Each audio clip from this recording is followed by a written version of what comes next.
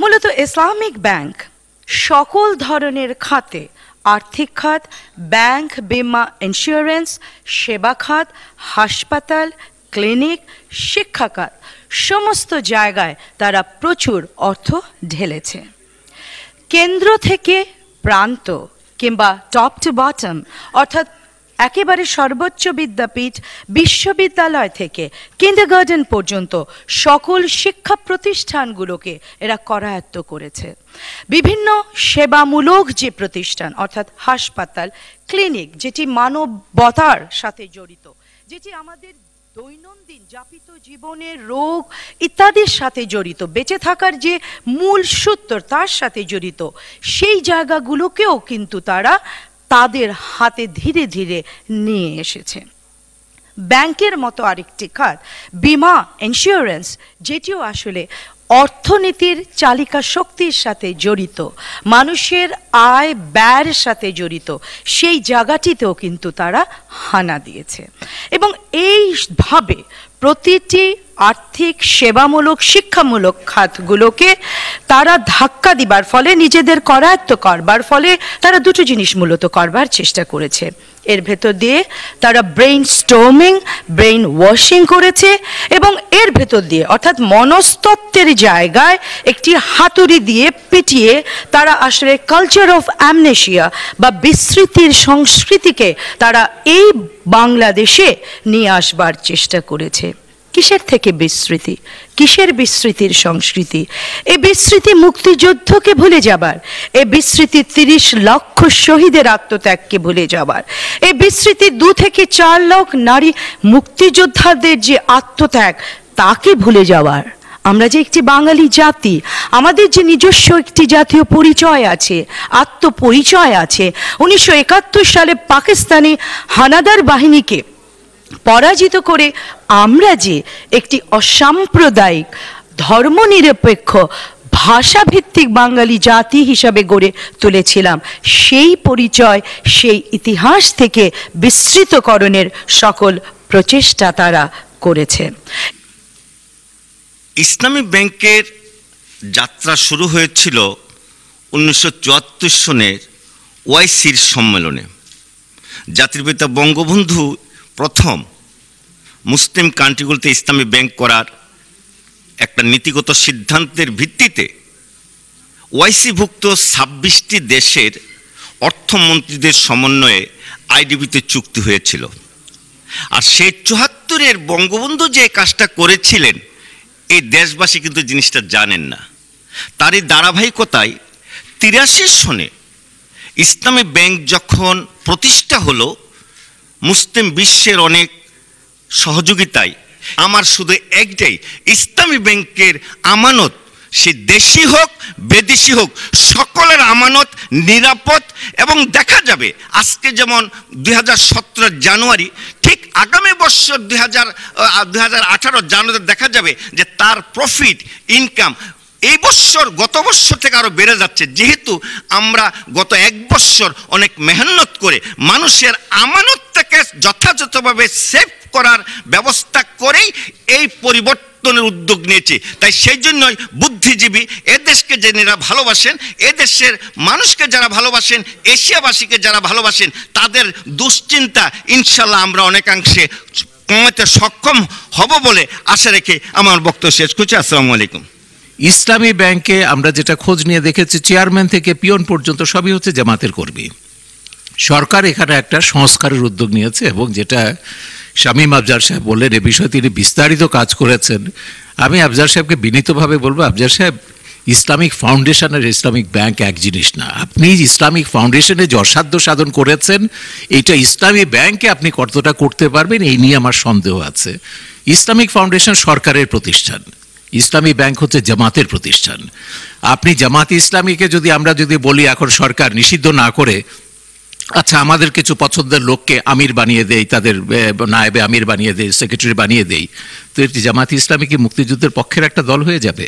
কিংবা জামাত ইসলামী আজকে তারা নিষিদ্ধ করে নতুন নামে বলে না আমরা বাংলাদেশের সংবিধান মেনে নেব, যতক্ষণ পর্যন্ত পাবলিকলি তারা মওদুদিবাদকে যখন ডিসকার্ড না করছে, বর্জন না করছে, ততক্ষণ পর্যন্ত আমরা যতই নাম পাল্টাক না কেন, যতই সন্ত্রাস আর সংস্কার করুন না কেন, ওই জামাতি থেকে যাবে, মওদুদিবাদী থেকে যাবে। যেমন জামাতের অফিসিয়াল ডকুমেন্টে আপনি দেখবেন জামাত এখনো বলছে যে মওদুদিবাদের সঙ্গে আমাদের কোনো সম্পর্ক নেই, অথচ এই হামকাদাম পত্রিকাতে গোলাম আজম বলছেন পাকিস্তানি জামাতে ইসলামী নেতাদেরকে আমরা এখনো মওদুদি রাজিয়াল্লাহু তাআলা আনহুর দর্শন অনুসরণ করে বাংলাদেশে কাজ করছি। তো এটা যেহেতু এটা উর্দুতে বেরিয়েছে, পাকিস্তান থেকে বেরিয়েছে, আমাদের এখানে ওইভাবে অ্যাক্সেস নেই বলে এই তথ্যগুলো আমরা জানি না, বা সরকারের যারা নীতি নির্ধারকদের মধ্যে আছেন তারাও কতটা জানেন। তারা মনে করেন যে এইটুকু সংস্কার করলে বোধহয় জঙ্গিবাদ নির্মূল হয়ে যাবে বা নিরুৎসাহিত হবে। কৌশলগত কারণে জামাত এখন এই সংস্কারগুলো মেনে নিচ্ছে, চুপচাপ আছে। যারা রশিদ এখানে আছেন, যারা ইশরাফ কিলাহি তারা আছেন, আমাদের সন্ত্রাস নিরাপত্তা বিশ্লেষকরা, তারা বলতে পারবেন এই কৌশল জামাতের নতুন নয়। গত ৭৬ বছরে জামাতকে এই ধরনের কৌশল আমরা বহুবার বদলাতে দেখেছি। জামাত ইসলামী পৃথিবীর মধ্যে একমাত্র দল, সবচেয়ে বেশি তারা তাদের দলের গঠনতন্ত্র পরিবর্তন করেছে। এই কৌশল জামাতের জন্য নতুন না। আপনি চিন্তা করুন মওদুদির কথা, যে মওদুদি নারী নেতৃত্বকে হারাম বললেন, নির্বাচনকে হারাম বললেন, সেই মওদুদি ৫৭ সালে ফতোয়া দিচ্ছেন যে না, নির্বাচন করা যাবে। সেই মওদুদি ৬৪ সালে ফাতেমা জিন্নাহকে নির্বাচনের সমর্থন দিচ্ছেন। তো এই সংস্কারগুলো তো জামাতের জন্য নতুন না। আজকে একটা বেকায়দা অবস্থায় পড়েছে আমাদের প্রধানমন্ত্রী, জিরো টলারেন্সের ব্যাপারে সরকারের জঙ্গি মৌলবাদের বিরুদ্ধে একটা যে শক্ত অবস্থা নিয়েছে, এখন তারা কৌশল পাল্টাচ্ছে, খোলস পাল্টাচ্ছে। এইটা তারা আপনাদেরকে অ্যালাউ করবে, এই সংস্কারগুলো। কিন্তু আপনি শরিয়া ব্যাংকিং থেকে তো সরে আসছেন না। ব্যাংকিং, শরিয়া ব্যাংকিংটা আমার কাছে অনেকটা ওই রাজনৈতিক ইসলাম, জামাতের যেটা হচ্ছে মওদুদিবাদ, এরকমই একটা জিনিস, উদ্ভট একটা অবাস্তব বিষয়। আপনি ব্যাংকিং করবেন সুদ ছাড়া, তো সুদকে আপনি যে নামেই ডাকুন, সুদ কিন্তু সুদই। আমি অর্থনীতিবিদ নই, এটা আমি বারকাত এবং অন্যদের সঙ্গে আলাপ করেছি যে এইটা হচ্ছে একটা অলীক কল্পনা আমাদের। ৩০ লক্ষ শহীদের রক্তে ভেজা এই বাংলার মাটিতে ইসলামী ব্যাংক প্রথম যে কাজটি করা উচিত আমি প্রস্তাব করি, রাজাকারদের তালিকাটা প্রতিটি ইউনিয়নে তারা করে দেখ। ২, শহীদ মুক্তিযোদ্ধাদের একটি তালিকা মুক্তিযোদ্ধা মন্ত্রণালয় করে দিবেন, তারা সেটা স্পন্সর করবেন। ৩, মুক্তিযোদ্ধাদের একটি তালিকা। এই ৩টি কাজ ইসলামী ব্যাংক স্পন্সর করতে পারেন। আমি ইসলামী ব্যাংকের নবনির্বাচিত ভাইস চেয়ারম্যান আমাদের ইসলামিক ফাউন্ডেশনের ডিজি মহোদয়কে এই প্রস্তাবটি ওনার কাছে রাখতে চাই। রাজাকারদের তালিকাটা করা হোক এবং সেটি প্রত্যেকটা ইউনিয়নে সেটা লাগিয়ে দেওয়া হোক। ২, শহীদ মুক্তিযোদ্ধাদের শহীদদের তালিকাটা। ৩, মুক্তিযোদ্ধাদের তালিকাটা। এই ৩টি কাজ করার জন্য আমি আজকের এই গোল টেবিল থেকে আপনার প্রস্তাব করছি। বছরে ১৫০ থেকে ২০০ মিলিয়ন ডলার শুধু সিঙ্গাপুরে যাচ্ছে চিকিৎসা খাতে। আমরা ইসলামী ফাউন্ডেশনের মাধ্যমে এই দেশের চিকিৎসা খাতকে আমরা একটু সাজাইতে চাচ্ছি। অন্যদিকে দেশে ১০০টি অর্থনৈতিক জোন হতে যাচ্ছে, যেখানে প্রায় ১ কোটি মানে দক্ষ শ্রমিক ঘরের কথা। আমাদের সমস্ত ফাউন্ডেশনের যে সমস্ত স্থানগুলো আছে সে দক্ষ শ্রমিক কাজে লাগাবো। তার কারণ ইসলামী ব্যাংকের যে টাকা মওদুদি জামাতিদের টাকা নয়, ১৬ কোটি লোকের আমানতে ৮০,০০০ টাকা আছে। আর বিদেশি যিনিরা প্রথমে উদ্যোগ নিয়েছিলেন তাদের এখনো ১৬০০ কোটি টাকার মধ্যে প্রায় ৮০০ কোটি টাকা আছে। তাদেরও আমানতকে হেফাজত চাই। ১৬ কোটি লোকের ৮০,০০০ কোটি টাকারও হেফাজত করার জন্যই এই দক্ষ পরিচালনা পরিষদ প্রথম প্রায় ১টি বছর আমাদেরকে মেহনত করতে হয়েছে।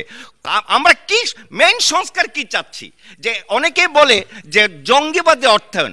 আসলে জঙ্গি রাজনীতির সাথে যারা জড়িত তারা যে ব্যাংকের লোনটা বেশি পাচ্ছিলেন এটাকে বাদ দিতে চাচ্ছি।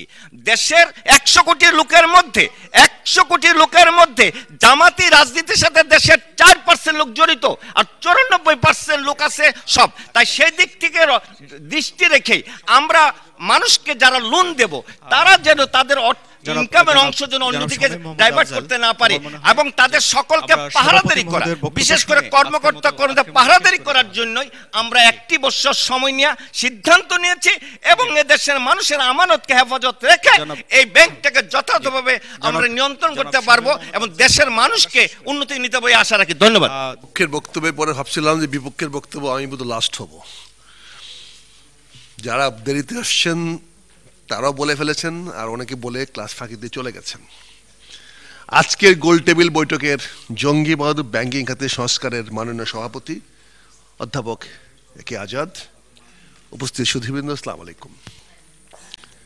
বিষয়টা ছিল জঙ্গি বাহাদুর ব্যাংকিং খাতে সংস্কার, কিন্তু আমার আপামনি পুরা 10টি মিনিট বিষোদ্গার করলেন ইসলামী ব্যাংকের বিরুদ্ধে। আমি জানি না ওনার কি রাইট আছে একটি প্রতিষ্ঠানের বিরুদ্ধে প্রকাশ্যে বলার। এটি মৌলিক বিষয়, আমার অধিকারের বিষয়। এভাবে একটি প্রতিষ্ঠানের বিরুদ্ধে তাকে আত্মপক্ষ সমর্থন করার সুযোগ না দিয়ে এক পেশে এভাবে তাদের বিরুদ্ধে কথা বলার কতটুকু নৈতিক অধিকার আমার আছে, সেই প্রশ্ন থাকবে আজকের যারা শিক্ষকবৃন্দ এখানে আছেন তাদের কাছে, আজকে সাংবাদিক বন্ধুরা আছেন যারা বস্তুন সংবাদ প্রচার করার জন্য আছেন তাদের কাছে। ইসলামী ব্যাংকের একজন পরিচালক এখানে আছেন, তিনিও কথা বলেছেন। ইসলামী ব্যাংকের পরিচালক যিনি আছেন তিনি তো ওই ইসলামী ব্যাংকের পক্ষে কথা বলেছেন না, পরিচালক তো পরিচালক না। হ্যাঁ, উনি কিন্তু ইসলামী ব্যাংকের কি বলেছেন, উনি বলছেন বঙ্গবন্ধু ইসলামী ব্যাংক বানিয়ে গেছেন। সত্যের কত বড় অপলাপ! বঙ্গবন্ধু যে ইসলামী ব্যাংক বানাতে চেয়েছিলেন সেই ইসলামী ব্যাংক কিন্তু এই ইসলামী ব্যাংক নয়। মৌলানা সাহেব বললে জায়েজ হয়ে যায় না, মৌলভী সাহেব বললে জায়েজ হয়ে যায় না, মহিউদ্দিন সাহেব, আফজাল সাহেব জানা উচিত। বঙ্গবন্ধু চেয়েছিলেন ইসলামিক ফান্ড তৈরি করার জন্য, যেটা এই যে আজকে রিজিওনাল টেররিস্ট রিসার্চ ইনস্টিটিউট।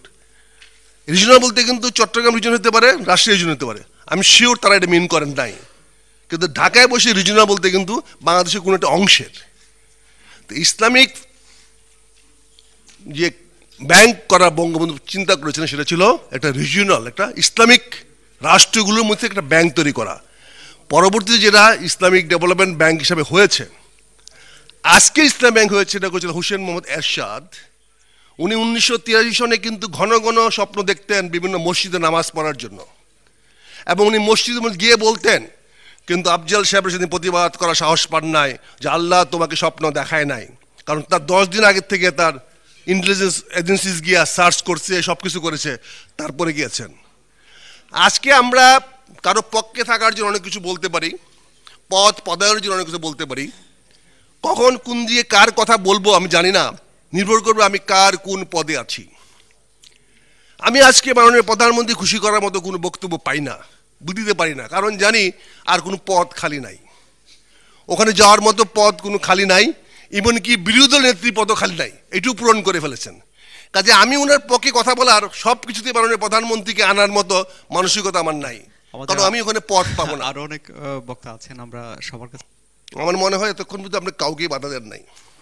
তখন অনেক সময় ছিল, কিন্তু এখন অনেক বক্তা আপনারা এক পেশে যদি কথা বলেন তাহলে তো হবে না স্যার। আপনি এতক্ষণ কিন্তু কাউকে বাধা দেন নাই।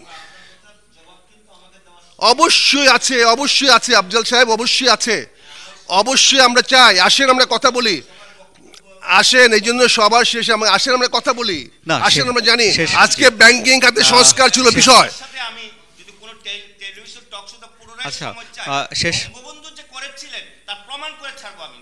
আর অনেক কিছুই প্রমাণ করে ছাড়বেন ইনশাআল্লাহ। আমরাও আপনাদের দেখিয়ে দিব যে আপনারা কখন কার পক্ষে কথা বলেন, এটাও আমরা প্রমাণ করে দিব ইনশাআল্লাহ। যাই হোক, আচ্ছা প্লিজ প্লিজ প্লিজ, জি জি জি জি, জাতি জানে, জাতি আপনাকে চিনে। আমি আপনাকে বাধা দেওয়া না আপনার বক্তব্যের সময়, আমি শুধু এটুকু বলছি সময় স্বল্পতার জন্য। আমি আর 1 মিনিট বলছি। আজকে আমরা সবাই বলছি ধর্মনিরপেক্ষ সেকুলারিজম। সেকুলারিজমে যদি হিন্দু আসতে পারে, বৌদ্ধ আসতে পারে, খ্রিস্টান আসতে পারে, ইভেন ধর্মে যারা বিশ্বাস করে না তারাও যদি সেকুলারিজম আসতে পারে, তবে ধর্মে যারা মৌলবাদী তারা কেন আসতে পারবে না? তারাও তো সেকুলারিজমের অংশ। সেকুলারিজম মানে যার যা ধর্ম আমি তাকে সেই কথা বলতে দিব। সেকুলারিজম যদি আপনি ডিফাইন করেন, হিন্দুকে আনতে পারবেন, খ্রিস্টান আনতে পারবেন, ইভেন যারা ধর্ম বিশ্বাস করে না যাদেরকে আপনি বলেন তাদেরকে আনতে পারবেন। তাহলে বাংলাদেশে তো মৌলবাদীর সংখ্যা, ইলেকটেড রিপ্রেজেন্টেশনের জামাতের সংখ্যা প্রায় 15-20%। তো তাদেরকে কেন আপনি ধর্মনিরপেক্ষ, আমার প্রশ্নটা আনতে পারবেন না? আজকে আমেরিকার মধ্যে একটি রাষ্ট্রে রাষ্ট্রপতি শপথ নেওয়ার পরের দিন উনি মিলাদে যাবেন। মিলাদ বললে আমাদের ভুল হবে, কারণ তাহলে ধর্ম আমরা মৌলবাদী হয়ে যাব। উনি যাবেন চার্চে প্রার্থনায়। উনি চার্চে প্রার্থনায় গেলে এটা মৌলবাদী হয় না, আমি মিলাদ পড়লে এটা আমার জন্য মৌলবাদ হয়ে যায়। এই যে আমাদের কনসেপ্ট সাজি সাহেব, আমাকে কাজে আমার শেষে আপনি দিয়েছেন, আমি আপনাকে বলবো আসেন আমাদের শিক্ষকবৃন্দ, সাংবাদিকবৃন্দ সবাই বলে আসেন আমরা বস্তুনিষ্ঠ আলোচনা করি। রাজনৈতিক প্রতিহিংসা, আধিপত্য, নিয়ন্ত্রণবাদের মুক্ত চাই আমরা। আমরা মুক্তিযুদ্ধের সবচেয়ে বড় লক্ষ্য ছিল, বড় উদ্দেশ্য ছিল নিয়ন্ত্রণ মুক্ত সমাজ ব্যবস্থা কায়েম করা। আসেন আমরা নিয়ন্ত্রণ মুক্ত সমাজ ব্যবস্থা কায়েম করি। ধন্যবাদ।